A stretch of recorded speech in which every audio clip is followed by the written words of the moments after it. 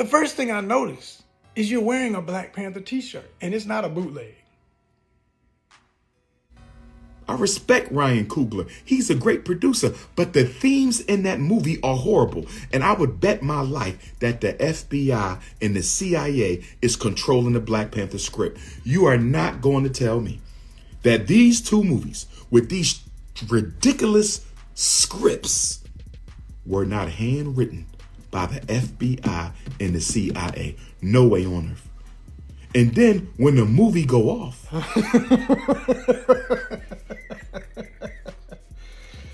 got to clean my ears out.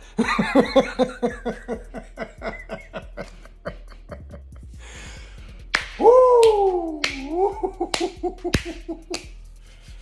Oh my goodness. Oh my goodness. Wow. Dr. Umar. Oh my goodness. I'm giving you the respect of saying doctor because I do know enough about your history and who you are to acknowledge your degrees and your intellect, because it's there. But what I find most humorous, again and again, every time I see you in outrage about just about anything, but especially when it came to this Wakanda Forever. Wow. we got Black Adam with The Rock. We got Luke Cage. But Black Panther is the only major hero that has been put on a television screen for our children. Black, masculine, alpha male, Chadwick Boseman, Prince T'Challa. Black, African, alpha male, Chadwick Boseman, Prince T'Challa. Black, African, alpha male, Chadwick Boseman, Prince T'Challa. Why? That is super sensational. I hope you're aware that that's all it is, and that you don't really mean what you're saying, or hoping that you don't really want to project in some of the ways that you do, because it's so counterproductive to all the messages you seem to be most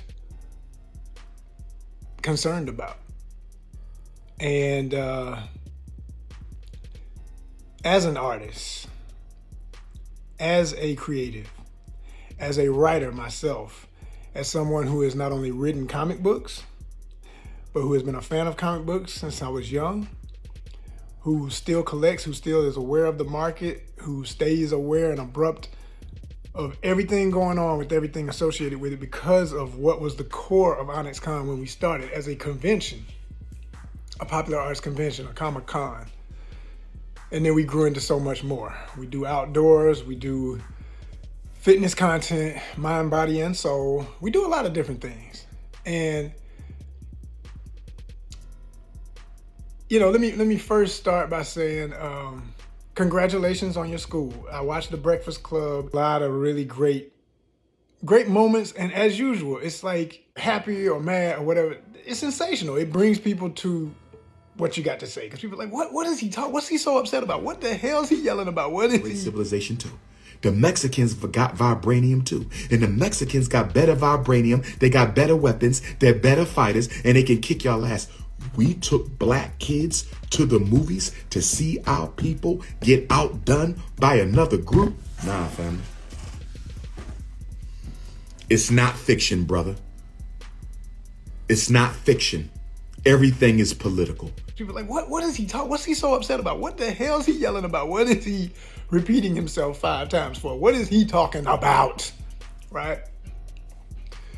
So, but after watching The Breakfast Club and then watching this, attempt to annihilate attempt to annihilate the importance of Wakanda Forever and the still impact of that film, and especially the first. I'll go on record, which I've already said this before, it's nothing new, but as the founder and president of ONYXCON,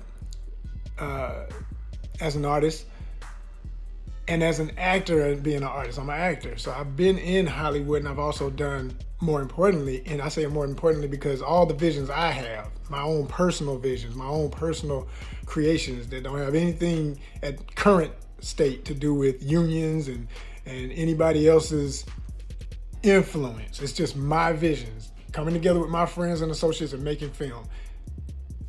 I encourage anybody watching this to go check out what I do. Okay, but I've been on multiple Hollywood sets. I've been on Marvel sets. I've worked on DC sets. I did a routine character in the lab scenes on Black Lightning with the amazing Christine Adams. I was one of her character's lab assistants, Dr. Lynn. Go back, check me out, I'm there. I've been on Spider-Man, the one with the vulture. I was there. I worked on that set here in Atlanta when it was still Pinewood Studios, before it's now Trillis Studios, owned by Chick-fil-A and all these other mega corporations that make these films possible. And this is where I'm really going with this in a minute to make a biggest point. Let me keep giving you the resume because I understand some people, there's a lot of folk can talk stuff and seem like, who is this? I'm telling you who I am because I know people are going to say, who is this guy that would dare challenge, if you're a fan of Dr. Umar. And this isn't a challenge. This is just simply a reaction video that everybody tends to do on YouTube when you're a YouTuber, looking for clickbait, looking for sensationalism. And I admit, in a way, I chose this on purpose, knowing, hey, your name is going to bring people over here because they're going to say, well, who is this got the nerve to say something to him if they agree with you? And even if you're going to have the fans, you have the fans and the counter, the people who don't agree with you. But either way, I know for you to have so many followers and so many people looking at your videos, it all works to the best of what you're trying to accomplish when you need an audience. So it can never be bad when everybody's talking about you. As long as they're talking about you, you got something moving. If you ain't got nobody talking about you, you ain't doing too much out here. That's just how this thing works. Unfortunately, but that's how it works. You don't understand my analysis because you are a multiculturalist. Only someone in love with black people would understand my analysis.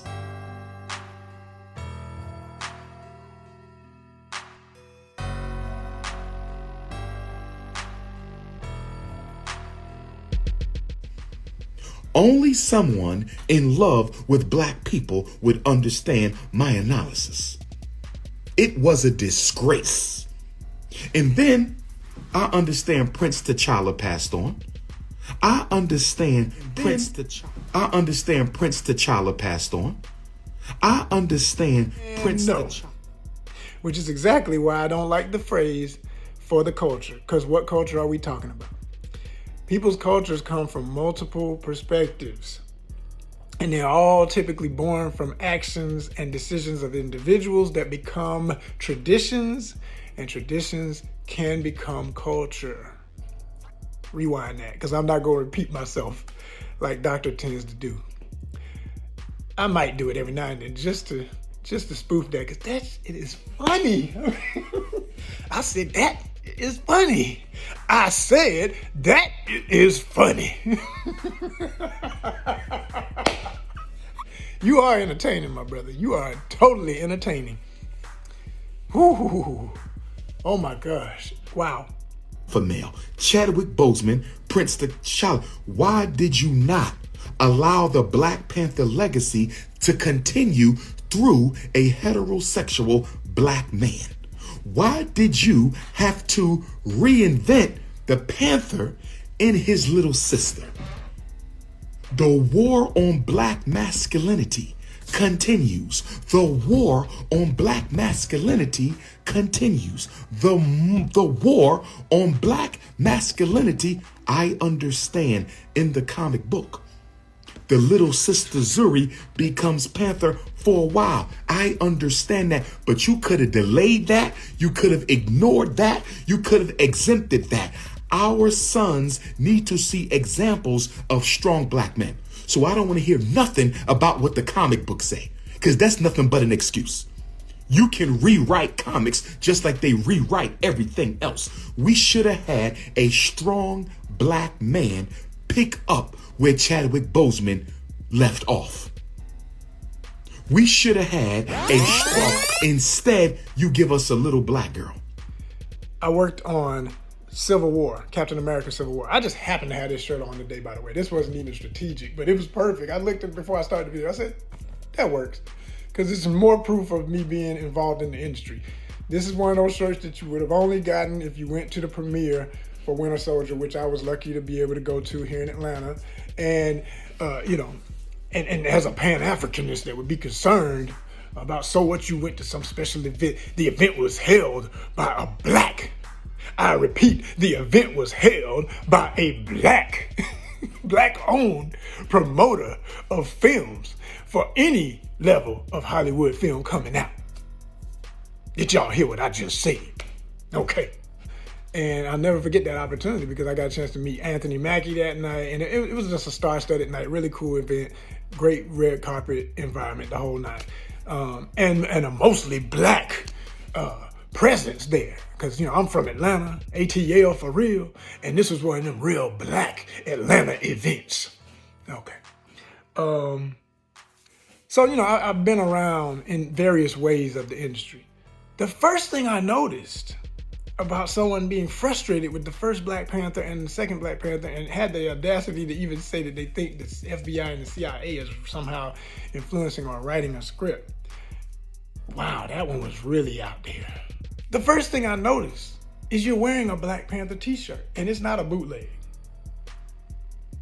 I'm gonna say that again. That's not a bootleg.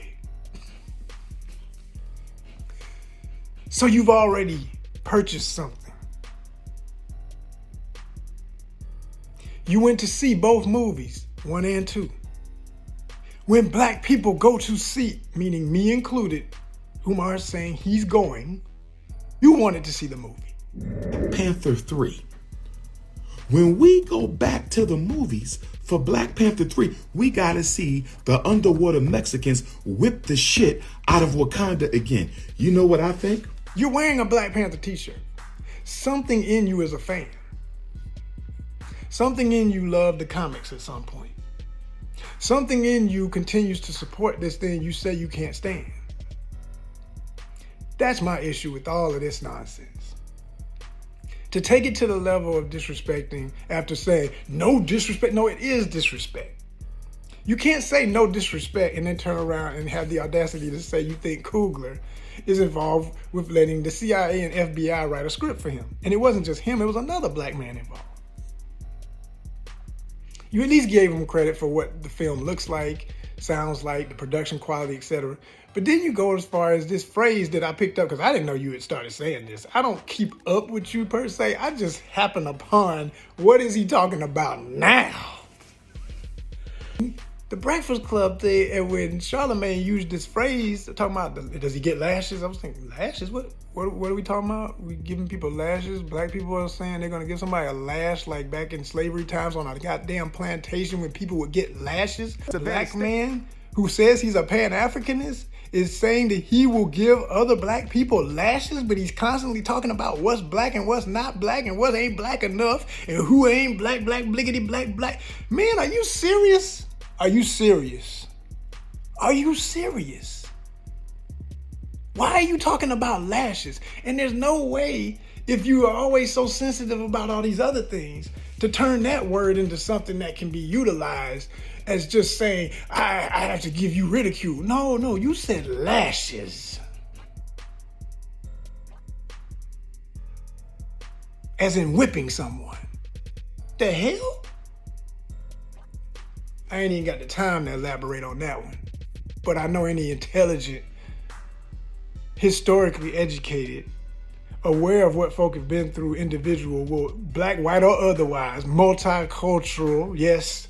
Oh yeah, let's get on that too. Had the audacity to say, you won't understand where I'm coming from because you're a multiculturalist. Okay, see now, you're saying you want unity, but you're literally separating anybody who is okay with claiming and understanding we're all multicultural. I'm gonna say that again. We're all multicultural. I'm gonna say that again. We're all multicultural. This is why I say For what culture?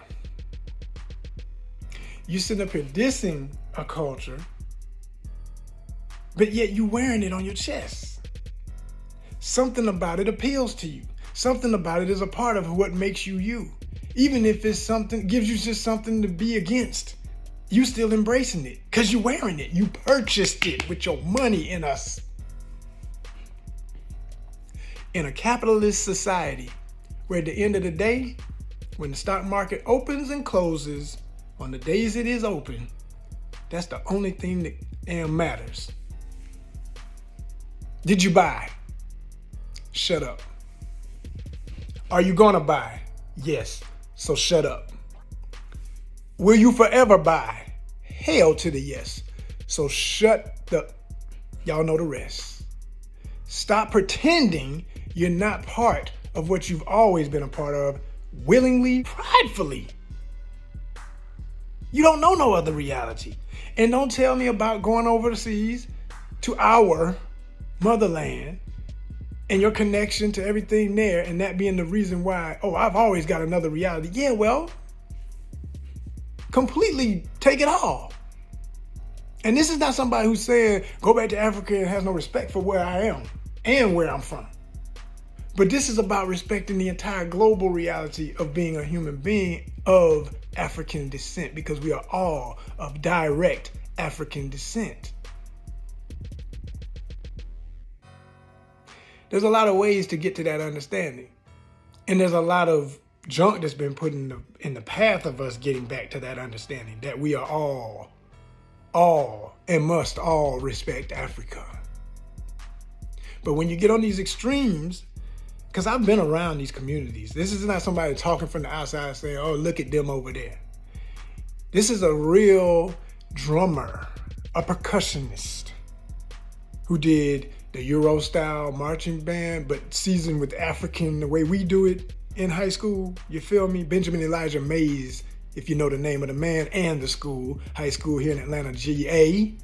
Shout out, my class. You know what we do. You know what we did. We were so damn good. We were considered like a college band when I was in school. Then when I made my decision to go to school, I couldn't pick an HBCU, since you be on that all the time too, which is so hilarious.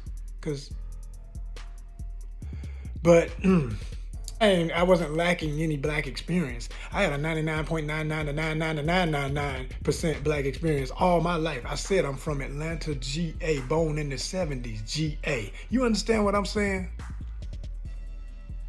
It don't get no blacker. Trust. But, and two parents that went to HBCU. So I got an HBCU experience in other ways. And I've been involved in other ways. But the biggest point is you go where people are giving you the opportunities and the respect for what you bring to the table. So I'm not even gonna get on you and how you diss Dion, but that's another atrocity. We ain't gonna even bother, we ain't got time. But back to Panther. Don't say no disrespect and then turn around and say all these atrocious things about these creatives. They made a film, they told a story. Now I myself have some issues with how certain things are very noticeable and could seem like, yeah, there's an agenda, there's that agenda, there's this agenda. I'm aware of agendas, I know about this reality. And I don't doubt that my good brothers who wrote this are aware of these realities. But a decision has to be made. Because you're right. I would say you're right on one thing when you said you think that they strategically on purpose brought in a Mexican character. Namor is not defined, could lean towards someone, just anybody of his complexion, phenotype, and slick black hair could have played that role. Anybody who had that look could have played that role and been convincing enough for people who are fans of the comics. They'd be like, oh, there he is, put some pointy ears on him and some wings on his feet. There's Namor. And you wanted to pretend you couldn't remember his name. You got a Black Panther t-shirt on. You done read some comics. You're involved somehow. You know who Namor is. You know who Namor is. Or as they pronounced it, being Spanish about it, Namor. Namor could have been played by anybody with that phenotype, hair type, look. but the good brother who got it did a hell of a job. And I've really enjoyed his interviews since, and what he brings to the table, and what I know this will continue to bring with an experience through that character, but also unifying two communities to start coming to see these movies together. It's not going to push Black Panther out by no means. I will go on record to say we probably, and this is my opinion, as an insider in the biz, seeing what money does and knowing what can be done when they're happy with the results, you're probably looking at there will be a total at least of 6 movies related to Wakanda. I can guarantee that's probably going to come. That's going to probably happen. So there won't be any lack of. And I'm truly annoyed with this whole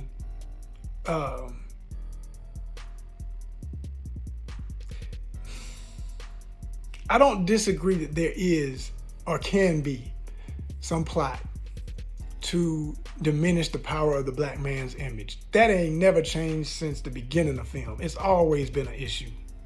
Always been an issue. So in that way, I agree, but not in the way you say is the reason, because your reason is all over the damn place. It's not as simple as you go into the attack mode about Shuri becoming the Black Panther and saying, I know what happened in the comics, but still, it don't need to happen this way. And you're not the only one saying this ridiculousness. Yet the same type of Pan Africanist, bliggity black everything type folks will be the first to salute and celebrate the real history of legendary women warriors and warrior queens like the Dahomey warriors, who helped enslave other African nations that they were in competition with, or salute Queen Nzinga, who does deserve great credit, but also participated until she said enough is enough and went to war with the Europeans. And then you want to praise them, or Harriet Tubman, or any of the greats. You want, yeah, strong women. Then you're cheering. But then if a movie gets made and it's mythical and legendary with superpowers and things that can't necessarily happen by science, this is atrocious and it's taking away our might. I got only one challenge, because I've been hearing this ever since I started ONYXCON over a decade ago. You said that Black Panther was the only on TV major black superhero. False. You didn't even acknowledge Black Lightning having come out the same damn year as Black Panther. Because you said on a TV screen. It was released in theaters first, of course, we all know. But since you just so mad that you're not focused, my brother, take your time. I mean, do you want people to be able to pick apart all the holes in your own statements? Or do you want people to say, I hear where he's coming from, and even if I don't agree with this, he was on point with all his facts? Because you're not. And I could go on about some others that have been great heroes on television, examples of black heroism, TV and movies, prior to us getting Black Panther. But I don't think I had to go much further when in the same damn year on the CW, we had the first season of Black Lightning. Now, I'm talking from somebody who was on the show, who loved the show, and even had my issues with that show as it came to its latter seasons. But for the first, second, and third season, oh my gosh. And there was still great stuff about 4 and 5, but 1 through 3 of Black Lightning, go enjoy. And try your best to tell me that wasn't a great show. I mean, of course you still would, because you'll pick it apart on other topics. The Mexican versus black issue. Okay, I saw what you saw. Yeah, it was frustrating. In the first film, blacks versus blacks, because Killmonger took over Wakanda and turned some of the people against their own people. But how is this absolutely impossible, not true, according to our current state of situations, our former state of situations, and a lot of stuff we're going to always have to deal with until we get honest with ourselves? if you really want to make the change, if you really want to see the movie you want to see, you built a school. That's admirable. If it's so important about these films, start a film company. Start a production company. Build a sound stage.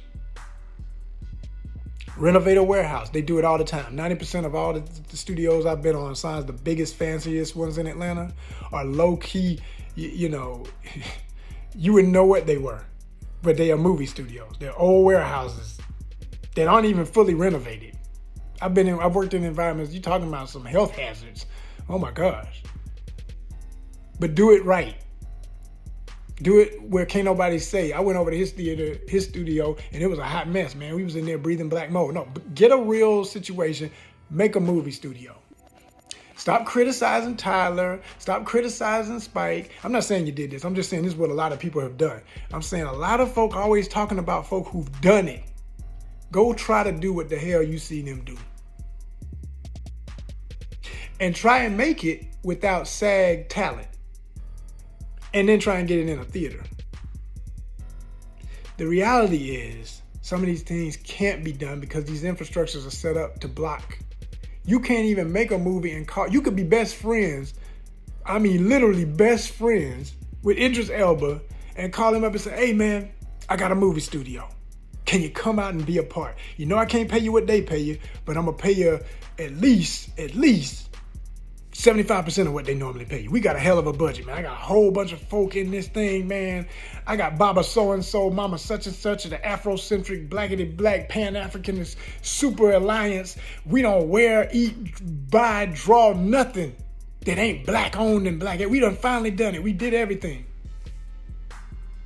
We make our own guns and our own bullets to protect our own nation. We got everything. All we need is you on this movie. I'm telling you, the security gonna be tight and everything, brother. And what reality is that? Now that's a fantasy. I want to see that one. I want to see the movie made about that reality.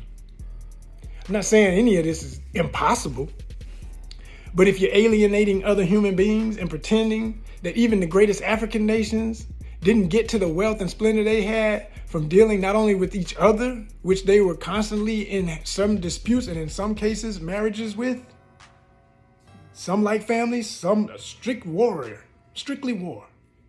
I don't like my cousin. We got beef from way back, and it ain't never gonna die. To this day, garbage. Can we just be honest?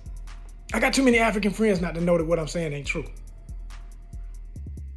From all sides of the continent, because I know what my roots are and all that good stuff. Yes, indeed.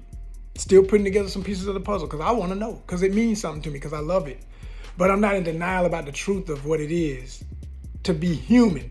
So yes, they wanted to insert the Mexican market, and they did it successfully. So now you got the Latino market and the black market going to see Black Panther. In a way, it's brilliant. In many ways, it's brilliant. Now, the conflict, I wish it didn't have to become a conflict. But in the comics, if you read the comics, everybody fights everybody usually at least once before they become friends. I don't always agree with that story plot. I never have. Even when I was just a kid, I was like, why they always gotta fight before they get...